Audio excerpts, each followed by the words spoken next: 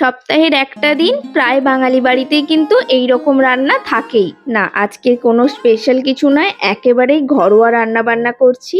আলু দিয়ে ডিমের ঝোল করব, কাঁচকলা আলুর তরকারি করব আর উচ্ছে ভাজা করব। আচ্ছা বলুন তো ঠিক বললাম কিনা? আমাদের প্রত্যেকেরই দুপুরের লাঞ্চে অথবা রাতের ডিনারে এই ধরনের রান্না কিন্তু থাকে, সপ্তাহে একটা দিন তো অন্তত থাকেই। তবে এইসব বেসিক রান্নাগুলোও কিন্তু রাঁধুনি বেসিসে আবার বাড়ি বেসিসে আলাদা আলাদা পদ্ধতিতে হয়। তবে আমি যেভাবে রান্না করছি এভাবে একবার রান্না করে দেখবেন, বেসিক রান্নাগুলোও কিন্তু অনেকটা বেশি সুস্বাদু হয়ে যাবে। এদিকে কিন্তু 4খানা ডিম সেদ্ধ করেছিলাম দেখলেনই, কিন্তু রয়েছে এখন 3খানা ডিম। একখানা ডিম কিন্তু সৌরভ খেয়েছে আর আমাকে খাইয়েছে। অ্যাকচুয়ালি কি হয়েছে, রান্না বসিয়েছিলাম 4জনের জন্য।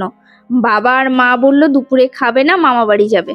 যেহেতু আমরা দুজনেই খাবো তাই এখন থেকেই দুজন মিলে খাওয়া শুরু করে দিয়েছি। দুজনে বলা ভুল, কারণ আমি খেতে চাইনি, ওই খেয়েছে, সাথে আমার মুখেও দিয়ে দিয়েছে। না না, সবসময় বড়দের নিন্দে করা ভালো না। আমার বরটা কিন্তু একটু একটু ভালো, কারণ নিজে খেলে কিন্তু একটু হলেও আমার মুখেও দেয়। কারণ রান্না করতে করতে তো আমার আর খেতে ইচ্ছে করে না, কিন্তু ও জানে আমি ওই বাড়িতে থাকলে প্রত্যেক রান্নার পরে একটু হলেও তরকারি তুলে তুলে মা আমাকে দিয়ে দেয়, আর আমি ওই রান্না হতে হতে খাই। কিন্তু এখানে নিজে রান্না করি বলে সেটা আর হয় না, আর ইচ্ছেও করে না।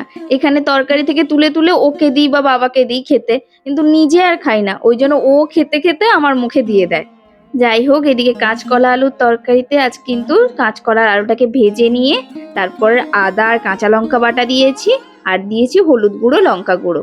আর কিছু দিইনি, ঢাকা দিয়ে দিয়ে ওটাকে কষাতে দিয়েছি। এই কাঁচকলা আলুর তরকারিটা যদি একটু স্পেশাল দিনে বানাতে চান, তাহলে কিন্তু এইখানে যে জল দিলাম তার জায়গায় কিন্তু নারকেলের দুধ দিতে পারেন বা নারকেল কোড়া দিতে পারেন, তাহলে কিন্তু স্বাদটা পাল্টে যাবে। যেহেতু আজকে রেগুলার দিনের রান্না, তাই ওসব কিছু ব্যবহার করলাম না, আর সত্যি কথা বলতে বাড়িতেও নেই। এবার উপর থেকে একটু ভাজা মশলা ছড়িয়ে কাঁচকলা আলুর তরকারিটাও নামিয়ে দেব। ওদিকে ডিমের ঝোলটাও হয়ে গেছে। ডিমের ঝোলে একটু গরম মশলা দিয়েছি। ডিমের ঝোলে আমার আবার গরম মশলাটা খুব ভালো লাগে। এমনি তো জানেনই আমি গরম মশলা অত পছন্দ করি না, কিন্তু ডিমের ঝোলে গরম মশলাটা আমার খুব ভালো লাগে। আর আজকের করলা ভাজাটা একদম ঝিরিঝিরি করে কেটে নিয়েছি। এরকম করে ভাজলে তাড়াতাড়ি হয়, চাকা চাকা করে ভাজলে একটু দেরি হয়। আমার আজকে সময় নষ্ট করতে ইচ্ছে করছে না। ওইদিকে উচ্ছে আর আলুটা ভাজতে দিয়ে আমি এবার সমস্ত বাসনগুলো সিঙ্কে ফেলে মাজা শুরু করেছি। কিছু বাসন রান্না করতে করতে আগেই মেজে ফেলেছিলাম, আর বাকিটা মেজে এই রান্নাটা নামিয়ে এখন রান্নাঘর পরিষ্কার করতে 8টা ঘন্টা সময় যাবে। যতই ভাবুন তাড়াতাড়ি কাজ সারবেন, সেটা কিন্তু হওয়ার নয়। কোন দিক দিয়ে বেলা চলে যাবে বুঝতেই পারবেন না। তাহলে আজ আসি, অসংখ্য ধন্যবাদ ভিডিওটি দেখার জন্য।